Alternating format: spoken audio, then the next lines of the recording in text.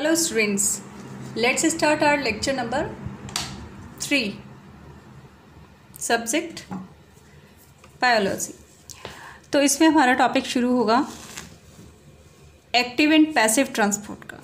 ठीक है, आपके एनसीईआरटी बुक में इसको पूरा डिटेल में नहीं बताया हुआ है, लेकिन आपका दोनों चीज़ें ही दी हुई हैं। एक्टिव ट्रांसपोर्ट के बारे में भी उन्होंने दिया है थोड़ा सा, और पैसिव के बारे में भी। ठीक है, तो सब्सटेंस किसी भी मेम्ब्रेन के थ्रू जब पास होते हैं तो वो या तो एनर्जी का एक्सपेंडिचर होता है या फिर नहीं होता है।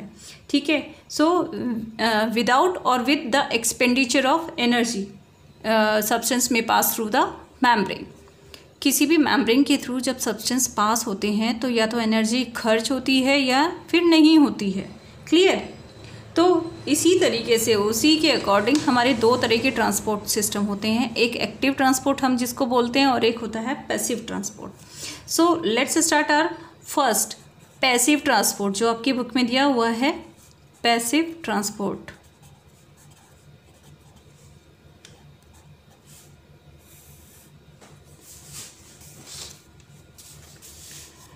पैसिव ट्रांसपोर्ट कौन सा होता है? It is the passage of substance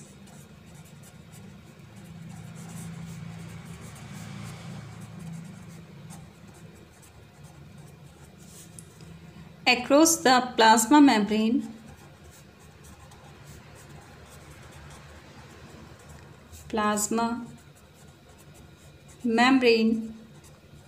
without expenditure of energy, बिना एनर्जी खर्च हुए।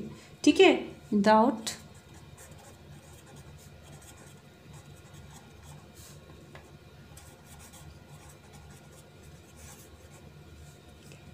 It is of two types, दो तरह का होता है।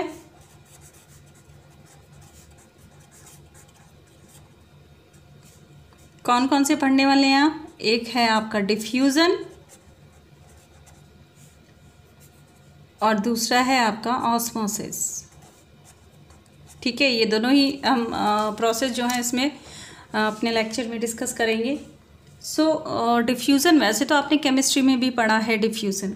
ठीक है, जैसे कि सेंट की बॉटल जो है वो एक, या परफ्यूम बॉटल जो है वो ओपन रह जाए तो उसकी स्मेल पूरे रूम में हो जाती है, या फिर आपकी जो इंसेंस स्टिक होती है उसकी फ्रेग्रेंस पूरे रूम में फैल जाती है, स्प्रेड हो जाती है एक कॉर्नर से दूसरे कॉर्नर में।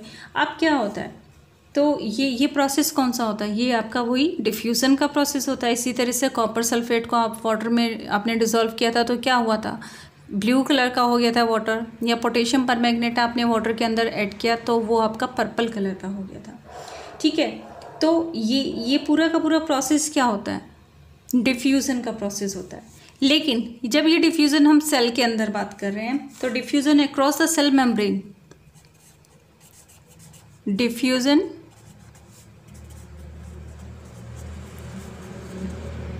Across the cell membrane.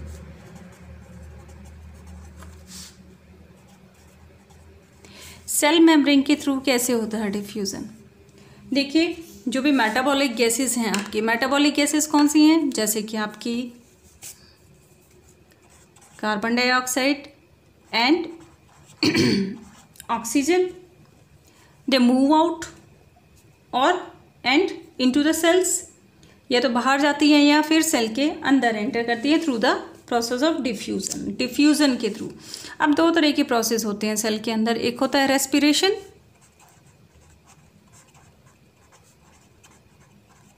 Respiration एक सिंपल प्रोसेस, जैसे कि आपने पढ़ा है, सिंपल प्रोसेस ही पढ़ा है अभी तक। तो आपने क्या होता है रेस्पिरेशन में? ऑक्सीजन अंदर लेते हैं और CO2 बाहर निकालते हैं, दिस इज द रेस्पिरेशन। ठीक है, जहाँ पर सेल जो हैं वो कार्बन डाइऑक्साइड जो है वो प्रोड्यूस करती है। क्लियर? और ऑक्सीजन अंदर लेती हैं। तो ऐसा जब रेस्पिरेशन के थ्रू ये प्रोसेस होता है, रेस्पायर करती हैं सेल्स, क्योंकि सेल क्या है आपका, प्लांट सेल्स भी लिविंग हैं तो वो भी, उनमें भी रेस्पिरेशन होता है, तो वो भी यही सेम प्रोसेस फॉलो करती हैं।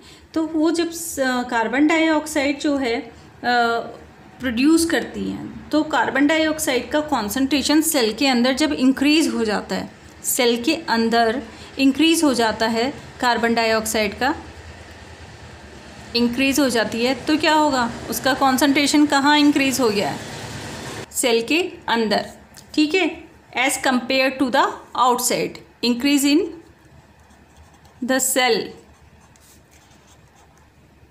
Sorry, as compared to the outside, ठीक है। बाहर CO2 कम होती है कंपैरेटिवली और अंदर ज़्यादा बन जाती है, तो उसका डिफ्यूज़न कहाँ होगा, डिफ्यूज़न हमेशा हायर कॉन्सेंट्रेशन से लोअर कॉन्सेंट्रेशन की तरफ होता है ठीक है। तो हायर कॉन्सेंट्रेशन CO2 का कहाँ है, अब सेल के अंदर है और सेल के बाहर कंपैरेटिवली कम है, तो CO2 का डिफ्यूज़न अंदर से, सेल के अंदर से बाहर की तरफ होगा।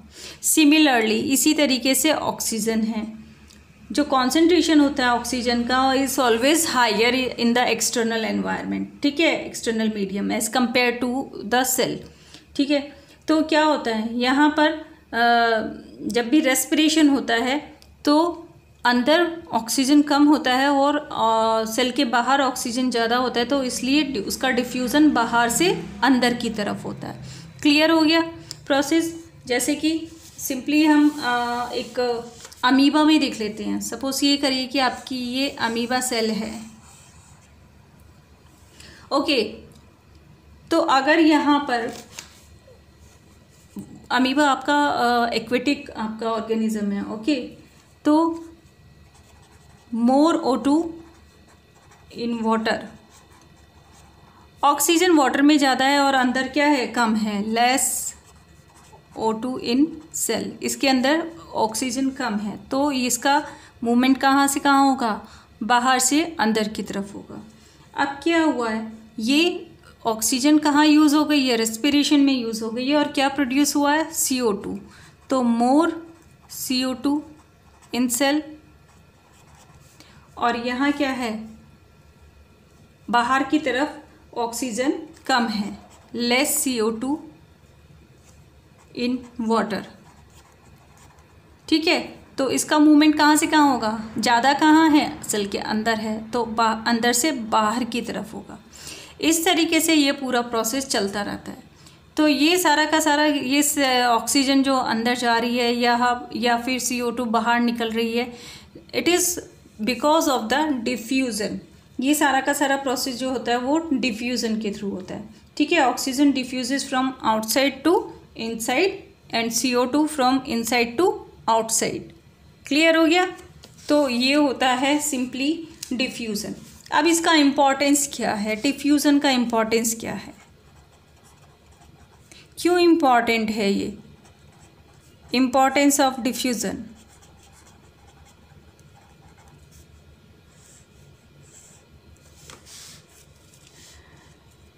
सबसे पहले तो डिफ्यूज़न जो है वो डिफरेंट सब्सटेंस को क्या करता है, स्प्रेड करता है throughout the cytoplasm of the cell, ठीक है। सेल के अंदर जो भी है साइटोप्लाज्म होता है, उसमें जो भी आपके डिफरेंट सब्सटेंस होते हैं उनको एक यूनिफॉर्म उसमें स्प्रेड कर देता है, तो वहाँ पर ये हेल्प करता है। दूसरा osmosis, osmosis is also a special type of diffusion, okay. It is a type of diffusion where only solvent is allowed to diffuse, जहाँ पर केवल सॉल्वेंट जो होते हैं वो डिफ्यूज़ होते हैं। क्लियर।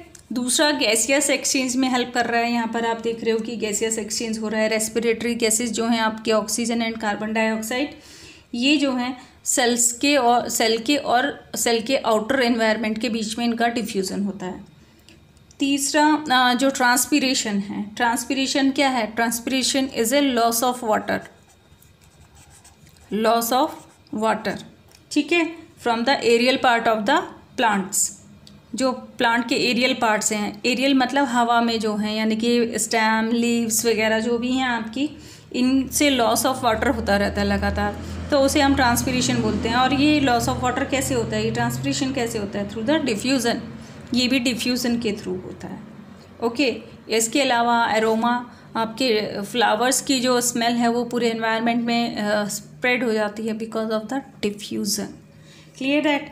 तो ये हमारा पूरा प्रोसेस हो गया डिफ्यूज़न का। सेल के अंदर डिफ्यूज़न का प्रोसेस कैसे होता है, आपको एक सिंपल प्रोसेस में मैंने समझा दिया है कि ये जो मेटाबॉलिक गैसेस होती हैं हमारी CO2 एंड O2, कैसे इनका यूज़ होता है, कैसे ये सेल के अंदर एंटर करती है और बाहर निकलती हैं। ये एक सिंपल ऑर्गेनिज्म है अमीबा, ठीक है, जो एक्वेटिक आपका ऑर्गेनिज्म है, पानी के अंदर रहता है।